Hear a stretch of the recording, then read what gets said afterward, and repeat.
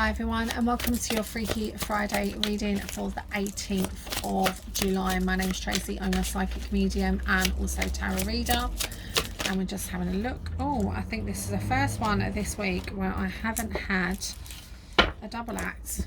Okay, so I'm just going to bring this down here because I haven't got a double act and I can focus on this just singular card. I can bring the crystals in a bit closer as well. So we have the Nine of Wands. This card maybe was a representation for you, may not. So guys, just keep an open mind when it comes to these readings because it is across the board. But however, if you do want a one-to-one reading with me, then please DM message me.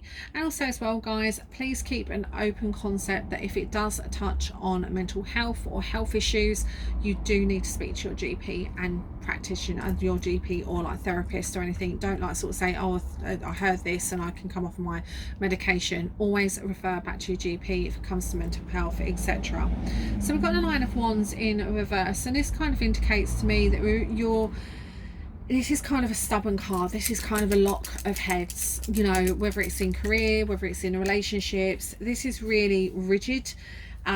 It's kind of not learning from the past. It's a kind of card that says that it's kind of a stubborn card. It's a real stubborn card. I can actually see someone like sort of digging their heels in, you know, like you sort of get them kids and I like, no, I don't want to go. That's what I'm getting in my head.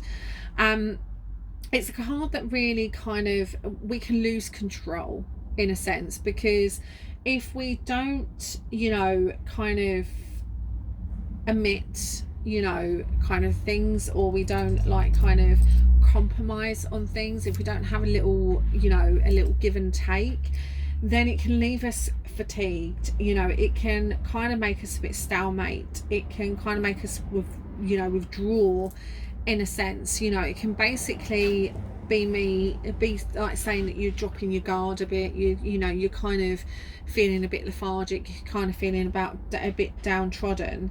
So the inner general concept of this card is refusing to compromise or give in. It's being stubborn, rigid, and as I say, and it being kind of an obstacle in a sense. And we can become an obstacle if we don't kind of have a bit of compromise in life. And also as well, it can be like you've got a chip on your shoulder for no good reason. So, you know, it can really be that, you know, you're a bit like sort of withdrawn as well. It can make you feel a bit withdrawn. It can make you feel a bit like you don't really want to defend yourself. You're kind of weak at this moment. You don't really feel like getting involved with people or anything like that. And in a relationship, it can indicate that you and your partner may be arguing, and you've got basically into like a kind of lock, like a headlock, you know, like sort of when you're banging each other's heads together. And it can suggest that, you know, you have no fight left in you and you're withdrawn, like one of you feel withdrawn in the relationship. And if the relationship is to last, then there needs to be some compromise in a relationship, and there needs to be lessons learned in a relationship as well.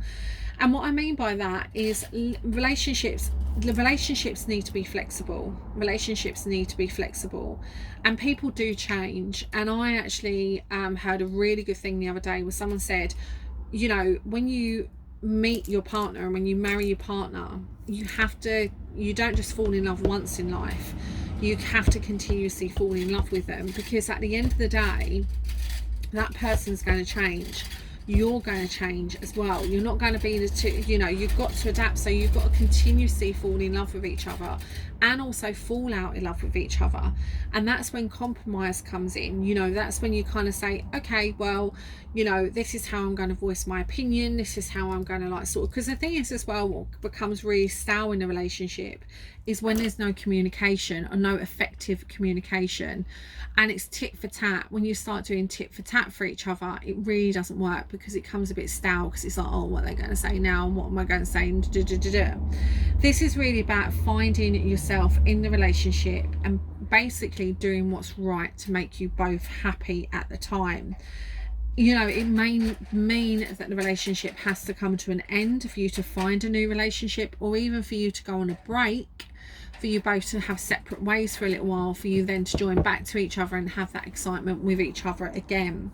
So it's very much, you know, to have compassion, but to remember not to blame any past relationships for the failures. So it's like not finger pointing at the moment. Try and avoid this finger pointing situation at the moment, because it's not good for any of you. And also as well, we have a look at the concepts is when you like are in work, you kind of have no fight left. You know, if you kind of have a work situation where you're getting nowhere in your job, you know, maybe it's a dead-end job, maybe it's a job that's just a bit slightly boring for you, it's kind of telling us that we need to kind of look and what else is available. You know, is there something that you can, you know, put your efforts into? You know, work-life balance is not only important for you, but in your personal life it's really important, because your personal life needs you and it needs you to be productive. So, you know, it's kind of, you might be forcing yourself or pushing yourself a bit too hard at work, and things at home are taking the flack for it. So it's very much saying, you know, you need to have this balance. Try and take a step back as well to gather your thoughts when it comes to career wise as well, and get your energy levels back up as well. So if the job is a bit stale and it's a bit boring, you know, you can ask your manager if there's any potential other alternative jobs, or look at the internal job list. You know, is there a careers opportunity there for you? Is there not? If there's not, then what else can you do? Can you do another course? Can you do courses just to basically up yourself and up the role position that you may require? But try and work out how to come out of this staleness, come out of this stubbornness as well. Try and work it out. Don't delve into it even more. You know, really try and look at coming out of it, and really try and look at how you can resolve it, rather than going back to past traits, past habits and behaviours. But have a blessed Freaky Friday, guys. Thanks for joining us, and bye for now.